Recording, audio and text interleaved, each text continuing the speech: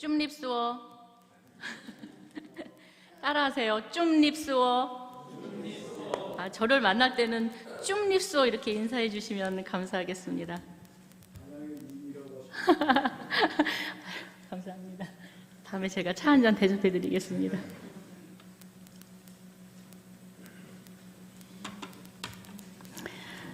제 멘트는 메리 크리스마스 이거였거든요.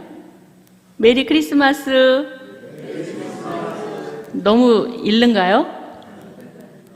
아니죠. 네, 우리는 1년 12달 365일 메리 크리스마스 해야 됩니다. 너무나 하나님의 큰 은혜를 잊고 사는 우리는 12월에만 오시는 예수님이 아니라 우리의 인생의 전반의 삶 가운데 항상 계시는 예수님이기 때문에 메리 크리스마스를 늘 가슴에 안고 살아가는 우리들이 되어야 되겠습니다. 메리 크리스마스 하고 인사를 하니까요, 캄보디아 12월 25일이 생각납니다. 제가 내일 출국을 하기 때문에 그 25일 성탄을 캄보디아에서 보내게 되는데요. 캄보디아는 그 크리스마스 날이 공휴일이 아닙니다. 예, 전 세계적으로 25일이 공휴일인데 캄보디아는 공휴일이 아닙니다. 왜죠? 국교이기 때문에. 국교가 불교예요.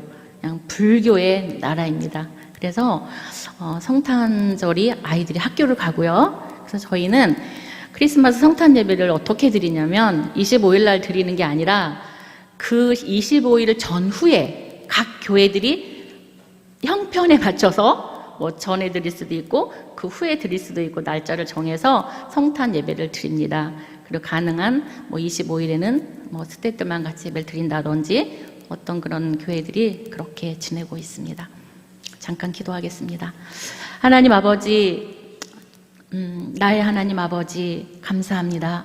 오늘도 귀한 은혜 주셔서 우리가 예배자로 하나님 앞에 설 수 있도록 인도하여 주시고 또 이렇게 귀한 시간에 하나님의 말씀을 전하고 듣는 귀한 시간 주셔서 감사합니다. 하나님이 종을 통하여서 들려주시는 귀한 말씀 친히 말씀하여 주시옵고 하나님 우리에게 큰 은혜가 되며 나의 하나님을 경험하는 귀한 시간이 되게 하여 주시옵소서. 감사드리며 귀하신 주 예수 그리스도의 이름으로 기도했습니다. 아멘. 네. 룻기는 우리가 많이 말씀을 들었는데요. 우리 룻기는 룻이 주인공인 것 같지만 또 룻이 주인공이 약간은 아니죠. 네. 그 사사 시대에 쓰여진 이 룻기는 베들레헴이라는 그 지역에 그 에브랏이라고 하는 그 베들레헴은 떡집, 에브랏은 풍성하다. 그래서 아주 떡이 많은 그런 지역이에요. 그런데 그 베들레헴 풍성한 떡집에 떡이 떨어졌습니다. 그 어떻게 해야 될까요? 떡이 떨어졌는데 사와요? 네, 사오면 되는데 나오미네 가정은 우리가 잘 아는 바와 같이 모압으로 이 지방으로 갑니다. 누굴 찾아서? 하나님을 찾아야 되는데 세상에 그런 빵을 찾아서 모압으로 가죠. 우리가 잘 알듯이 잠깐 소개하자면 그래서 모압으로 갔는데 거기서 어떻게 해요? 남편이 죽습니다. 그죠? 또 누가 죽어요? 두 아들이 죽습니다. 네.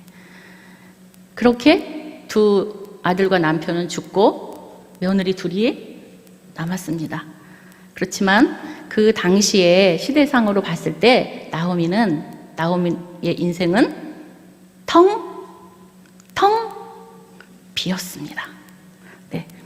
그런 나오미를 통해서 오늘 룻의 이야기를 잠시 우리가 이렇게 듣겠는데요. 그 나오미가 이제 두 아들이 죽고 두 며느리와 헤어지는 과정 속에서 이제 시간상 앞절은 안 읽겠습니다. 그 나오미가 나오미가 두 며느리에게 각자 너희들이 사는 고향으로 돌아가. 그리고 너희들의 신들에게 돌아가. 이렇게 이야기를 합니다. 근데 오르바라는 며느리는 입을 맞추고 돌아가게 되죠. 그리고 룻은 어떻게 합니까? 그 어머니를 14절에 보면 제가 읽어드릴게요. 그들이 소리를 높여 다시 울더니 오르바는 그의 시어머니에게 입 맞추되 룻은 그를 붙 쫓았더라.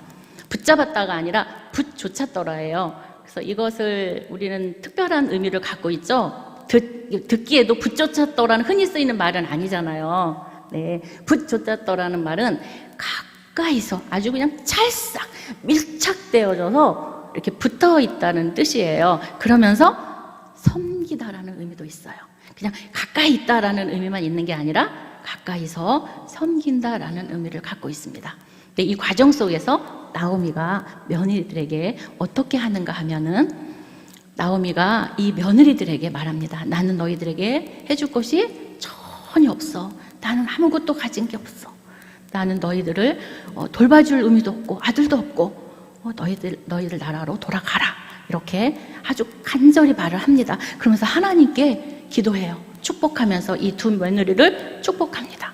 나는 너희들에게 해줄 것이 없어. 그런데 너희들이 우리를 선대한 것 같이, 남편과 나를 선대한 것 같이 하나님께서 너를 정말 보살펴 주기를 원해. 너희 나라로 돌아가라. 이렇게 이제 아주 전심으로 그 나오미는 그 며느리들을 생각하는 마음으로, 왜 혼자 남잖아요, 나오미는. 그쵸? 혼자 이 세상을 살아가야 돼요. 두 며느리와 헤어진다면. 나오미는 철저하게 혼자 살아가야 함에도 불구하고 자기를 내어 며느리들에게 각자 인생을 살도록 가라고 이렇게 강권하면서 더하여 축복의 말로 기도해 주는 앞에 장에서 말씀이 있습니다. 그리고 16절에 이제 얘기가 나옵니다. 이때 룻이 하는 이야기입니다. 우리 16절, 17절을 한번 같이 읽어보겠습니다. 시작.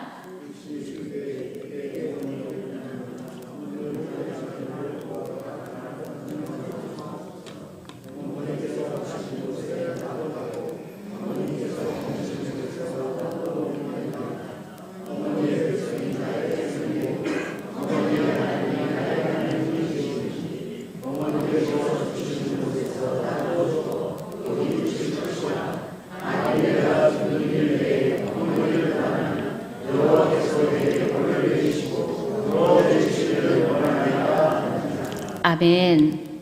네. 룻이 이런 어머니에게 말을 합니다. 어떻게 이야기하나요? 어머니, 저에게 어머니를 떠나서 돌아가라 말씀하지 마세요. 어머니께서 가시는 곳에 나도 함께 가겠습니다. 어머니께서 머무시는 그곳에 나도 가겠습니다. 그리고 뭐라고 하나요? 어머니의 백성이 나의 백성이 되고 어머니의 하나님이 나의 하나님이 되시리니 라고 했습니다. 되시리니. 어머니의 하나님.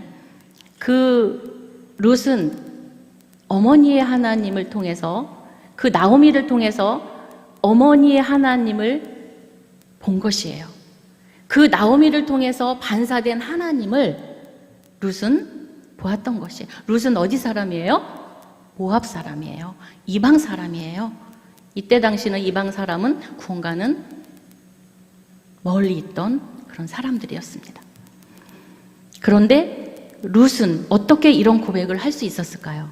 어떻게 이렇게 룻은 최종 선택을 이렇게 정말 무모하다고 할 수 있는 이런 결정을 할 수 있었을까요? 그것은 그 어머니가 섬기고 있는 하나님을, 하나님을 나오미를 통해서 보았다라는 거예요. 그렇죠? 그 나오미가 섬기고 있는 그 하나님을 룻은 정확히 그 하나님이 어떤 하나님인지, 그 하나님이 가지고 있는 전능하신 하나님, 그 하나님이 가지고 있는 은혜의 하나님, 더 넘어 하나님에게만 구원이 있다는 사실을 룻은 알고 느끼고 했습니다. 그렇죠? 그랬으니까 이런 무모한 결정을 하겠죠. 이 어머니가 해줄 수 있는 것이 아무것도 없는데 어떻게 이 어머니를 따라 나선다고 감히 할 수 있습니까? 그렇죠? 이 험한 세상에 두 가부가 어찌 살아가겠습니까? 이 험한 세상을. 그런데 그 나오미를 너머에 있는, 그 어머니 나오미의 너머에 계신 그 하나님을 룻은 정확히 본다는 것입니다. 본다는 게 굉장히 중요하잖아요. 봐야죠. 봐야죠. 그쵸?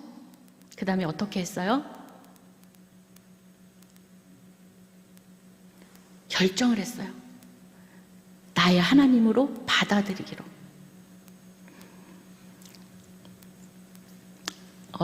제가 2살 때 저희 아버지가 돌아가셨습니다. 그리고 동생이 막 태어났는데요. 딸이에요. 제가 60년대니까 집안이 망했습니다. 아들이 없으니까 집안의 대가 끊겼습니다. 그때 당시는 아들이 있어야만 집안이 이렇게 이어갈 수 있었잖아요. 그런데 망했어요. 그랬는데 엄마가 딸들을 데리고 살 수 없다고 엄마가 이제 재가를 하셨어요. 5살 때. 그런데 동생을 데리고 갔습니다. 저는 할머니랑 남았어요. 그런데 할머니랑 남았을 때 할머니는 하나님을 섬기고 계셨어요. 근데 엄마는 동생을 데리고 재가를 하셨는데 하나님을 떠났어요. 그곳에 갔더니 하나님을 섬기는 일이 너무나도 힘든 거예요. 살기 바빠서. 먹고 사는 일이 너무 바빠서 하나님을 섬기는 일은 너무나도 힘든 일이셨나 봐요. 그렇게 저는 할머니와 남겨져서 할머니께서 이렇게 글을 모르셨어요. 그런데 할머니께서 이렇게 하나님을 섬기면서 글을 깨우치게 되고요. 담배도 끊으시고요. 그렇게 하나님을 섬기셨어요. 새벽마다 교회 가서 종을 울리시고 교회 문을 열고 교회 청소를 하시고 교회 모든 전반적인 그런 일들을 하시는 할머니셨어요. 저는 어린 시절부터 그 할머니를 보면서 자랐습니다. 할머니가 그 섬기는 모습은 저의 자라면서 저의 세계관, 저의 가치관이 형성되는데 굉장히 많은 영향력을 줬던 것 같아요. 그래서 제가 늘 이제 그렇게 자라면서 하나님을 저도 섬기게 됐는데요. 저를 가까이서 아시는 모든 분들은 제가 할머니 얘기를 많이 해요. 우리 할머니 이야기를 하면서 제가 할머니의 믿음으로 제가 삽니다. 할머니의 믿음이 나를 구원했어요. 이렇게 계속 제가 이야기를 하면서 살아왔어요. 그런데 제가 캄보디아에 가서 그 광야에 내동쟁이 채져서 거기서 정말 이렇게 전 텅 비어서 갔거든요. 제 삶도 텅 빈 상황 가운데에서 거기서 하나님을 제가 만났어요. 그런데 그동안에 내 할머니의 하나님, 내 할머니 하나님은 이런 분이셨어요. 나도 모르게 이렇게 하고 살았던 것 같아요. 물론 그것도 크죠? 할머니가 그 섬기시던 하나님을 내가 눈으로 봤거든요. 그리고 할머니께 그 하나님이 주시는 그 한없는 은혜를 저는 보고 자라왔습니다. 그런데 캄보디아에 가서 제가 살면서 어느 날 그 많은 일들을, 이 자리에서 그 많은 일들을 다 말씀드릴 수 없지만 그 캄보디아 땅에서 하나님이 하시는 일을 마주할 때마다 제가 그것을 본 이후로 나의 하나님으로 만난 거예요. 나의 하나님이 되고 나니까 그 이후에 무서울 것이 없어졌습니다. 룻이 하나님을 나의 하나님으로 받아들인 이후의 삶은 바뀌어졌습니다. 세상의 눈으로 기준으로 봤을 때는 텅 빈 삶이었고 희망 없는, 소망 없는 과부와 과부의 삶이었어요. 그런데 우리가 그 2장, 3장, 4장에 쭉 보면 그 이후에 어떤 역사가 일어납니까? 룻은 그 시어머니를 아주 지극히 공양해요. 이삭을 주어서 어머니와 같이 식사를 하고요. 그 어머니를 너무나도 잘 모시는 룻의 모습을 볼 수가 있습니다. 그 룻에게 누가 나타납니까? 보아스요. 하나님이 보아스를 예배하셨어요. 하나님께 돌아온 자는 하나님께서 예배해 준 것이 있습니다. 세상을 쫓아 끝까지 가지 않고 내가 이거 죄의 길이구나. 나오미가 세상을 향해서 모압 땅으로 갔다가, 그죠? 거기서 남편이 죽었을 때 돌아왔으면 좀 빨랐겠지만 두 아들이 죽고 난 후에 내가 죄인이구나 라고 돌이켰을 때 하나님은 아주 어마어마한 것들을 준비를 해 두셨어요. 그 나오미가 고향으로 돌아왔을 때 사람들이 떠들며 이야기해서 나오미가 왔어.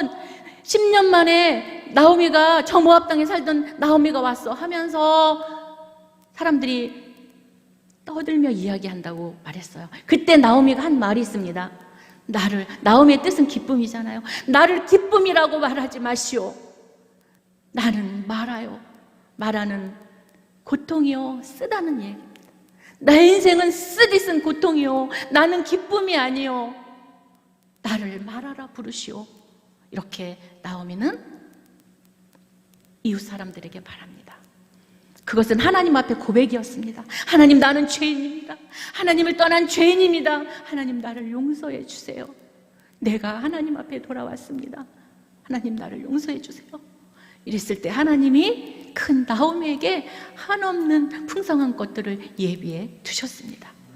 그렇게 룻은 나오미를 섬겼고 보아스라는 그런 정말 헌신적인 그런 사랑을 받게 됩니다. 보아스는 룻을 위하여 이삭을 빼두라고 명하죠. 그렇죠? 그러면서 먹을 것을 챙겨주면서 보아스는 정말 룻과 결혼해서 그 족보가 어떻게 되나요? 족보가 예수 그리스도의 족보가 돼서 예수 그리스도 우리에게 보내주는 그런 귀한 통로로 사용되는 룻을 봅니다. 아멘.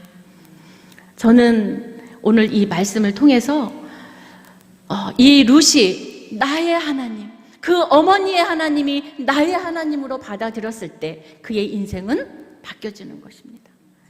저도 감히 제가 이 자리에서 말씀드리는 것은 그 할머니가 저를 위해서 제가 잘 때 머리맡에서 불러주신 그 찬송가가 생각이 납니다. 고통의 멍에 벗으려고 주께로 나옵니다. 저 예전에는 그 찬송가가 무엇인지 몰랐어요. 어렸을 때는. 이사야 61장의 말씀이에요.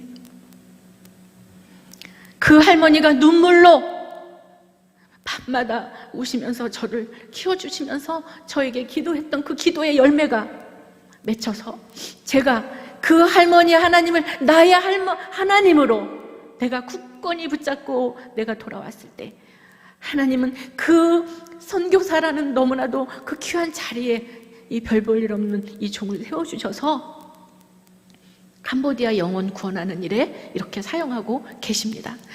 저는 나의 하나님이라고, 나의 하나님이 되셨노라고 그렇게 기쁨으로 살아가고 있습니다. 2020년 1월 첫 주 예배 시간에요. 우리 예배를 드리고 났는데 우리 그 학생이 예배 다 끝나고 났는데 저 뒤에서 이렇게 바구니 하나를 이렇게 들고 오는 거예요. 그래서 근데 아니 왜 예배 드리기 전에 여기에다가 놓든지 하지 왜 끝나고 이걸 가져오지? 하는데 딱 느낌이 있잖아요. 그래서 저한테 가지고 오는가 보다 하고 이렇게 있었어요. 그래서 바구니를 이렇게 갖고 왔습니다. 근데 이렇게 보니까 이제 그 과일 이렇게 담겨져 있는 거예요. 그래서 그냥 저에게 뭔가 감사의 표시를 하는구나 이런 생각을 했습니다. 그래서 이제 식사를 하고 이제 우리 다 같이 이제 깎아서 먹었어요. 그걸 먹고 저희가 이제 오전엔 센터 예배를 드리고 오후에는 시골에 예배를 드리러 가는데 바쁘니까 이렇게 위에 것만 까서 먹고는 치우지도 않고 거기다 잠깐 놓고서는 가서 예배를 드리고 오면 저녁이니까 지쳐요. 그래서 이제 자고 다음날 들어가서 정리를 하고 청소를 막 하는데 그 과일 바구니 맨 아래 이렇게 메모지가 있는 거예요. 그래서 이게 뭐지 하고 이제 제가 봤어요. 제가 거기 편지에 굉장히 노트 이렇게 오려가지고, 그죠? 자기가 쓰는 노트 이렇게 오려가지고 거기다 몇 마디 딱 쓴 거예요. 간단해요. 하나, 둘, 셋, 한 6줄 정도 되는데 영어로 썼어요. 근데 이렇게 제가 번역을 해서 읽어드릴게요. 2020년 1월 첫 주 예배 후에 또 이 시 갖고 왔습니다. 해피 뉴 이어, 새해 복 많이 받으세요. 한양미 목사님께. 예수 그리스도 안에서 우리에게 큰 사랑 주셔서 감사합니다. 우리도 목사님과 같이 다른 사람에게 이 사랑을 전하고 기억할 거예요. 항상 돌봐주셔서 감사해요. God bless you. 어떠십니까? 하나님께 영광을 올려드립니다. 하나님께 영광을 올려드립니다. 제가 왜 이 안에 담겨진 많은 이야기들이 있습니다. 제가 2020년이니까 2011년 1월 1일에 갔으니까 만 9년 차 되는 해였거든요. 근데 그 길을 걸어오면서 내가 이 길을 잘 가고 있는가? 내가 하나님의 말씀을 잘 전하고 있는가? 그런 생각이 들 때가 있잖아요. 자기를 돌아보는 시간들이. 내가 하나님의 말씀을 잘 전하고 있는가? 내가 사명을 잘 감당하고 있는가? 이런 생각을 할 때였거든요. 그런데 이 편지를 보는 순간에 여기에 담겨있는 이 내용이, 목사님, 예수 그리스도 안에서 우리에게 큰 사랑 주셔서 감사합니다. 우리도, 나도 목사님과 같이 다른 사람이 이 사랑을 전하고 기억할 거예요. 항상 돌봐주셔서 감사해요. 이 안에 모든 것이 다 담겨 있는 거예요. 그렇죠? 이 안에 하나님이 우리에게, 저에게 하라고 말씀하신 그 명령이 이 안에 다 들어 있습니다. 아, 내가 그래도 잘 걸어왔구나. 이렇게 고백하는 하나님의 자녀가 이렇게 있구나. 그런 생각에 그날 하루 종일 눈물이 났어요. 슬픔의 눈물이었을까요? 기쁨이었어요. 정말 얼마나 신이 나고 막 눈물은 계속 흘렀어요. 눈물이 쉬지 않고 계속 흘렀는데 너무나도 기뻤어요. 왜냐하면 하나님이, 저는 내가 잘하고 있는가? 뭐 굉장히 그런 고민을 하고 있을 때 하나님은 쉬지 않고 일하고 계셨어요. 하나님은 계속 그 영혼들을 살피시고 자라가게 하셨어요. 우리는 그저 심고 물 열심히 주었더니 하나님께서 그 영혼들을 친히 자라가게 하셔서 이런 고백을 하게 하셨습니다. 우리는 내가 만난 하나님, 누군가를 통해서 우리는 하나님을 만났잖아요. 그게 누구십니까? 어머니십니까? 아버지십니까? 목사님입니까? 선배님입니까? 동생입니까? 우린 누구를 통해서 반사되는 그 하나님을 만났습니다. 그러면 나를 통해서 누군가가 하나님을 만나도록 반사해 내야 됩니다. 나를 만나면 하나님을 만난 것 같은 그런 은혜를 끼쳐야 되는 것이에요. 보아스를 통해서 예수 그리스도가 오는 그림자를 우리에게 보여주셨습니다. 헌신해야 됩니다. 은혜를 끼쳐야 됩니다. 우리가 받은 은혜를 나눠줘야 됩니다. 말로만 하는 것이 아닙니다. 제가 지난번에 잠깐 그 외국에서 온 가정 이야기를 잠깐 했지만, 만나서, 여기 성남에 많이 있거든요, 다문화 가정들이. 그냥 나가서 외국에서 온 자매가 있으면 그냥 정말 눈빛이라도 긍휼한 마음으로 바라봐 주시고, 마음으로 남의 나라에 와서 힘들지? 내가 자매를 위해서 기도해 줄게 라는 마음을 가지고 눈빛으로 바라본다면 그들은 이미 마음으로 받는 것입니다. 제가 중매한 우리 캄보디아 우리 센터에서 3년 반 동안 있던 자매를 여기 시켰는데요. 처음에 한국에 왔는데 모든 분들이 이렇게 말하는 거예요. 한국에 오니까 좋지? 한국에 오니까 너무 좋지? 좋을까요? 왜냐하면 우리들의 그 생각에는 캄보디아는 못 살고, 그죠? 그런 나라니까 한국에 오면 무조건 좋다라고만 생각이 드는 거예요. 한국에는 풍부하고 먹을 것도 많고 잘 살고 깨끗하니까. 그런데 그 자매는 그렇지 않았어요. 아무리 여기가 좋아도 고향을 떠나서 엄마를 떠나고 자매를 떠나고 언니를 떠나고 말도 못해요. 누구하고 말 통할 사람도 없어요. 그냥 외로움이에요. 그리고 문화 차이가 너무 차이가 나는 거예요. 하늘과 땅 차이예요. 그러니까 외로운데 다 모든 사람이 좋지? 여기 오니까 좋지? 이렇게 이야기하는 거예요. 제가 캄보디아에서 사역을 하다가 우리 하기오스 코리아라는 우리 하기오스 코리아 그 캄보디아 자매를 섬기고 있는 사역을 하고 있는데요. 그래서 제가 다문화 가정 이야기를 합니다. 여기 성남에 많이 있으면 시장에 가서 만나요. 그러면요, 정말 따뜻한 마음으로 예수 그리스도의 마음을 품고 우리가 받은 은혜를 그들에게 흘려보내준다면 그들은 우리를 통해서 하나님을 만나게 될 것입니다. 그리고 그들이 언젠가는 하나님을 만나서 또 다른 사람에게 나의 하나님을 반사해내는 그런 삶을 살 거라고 저는 확신합니다.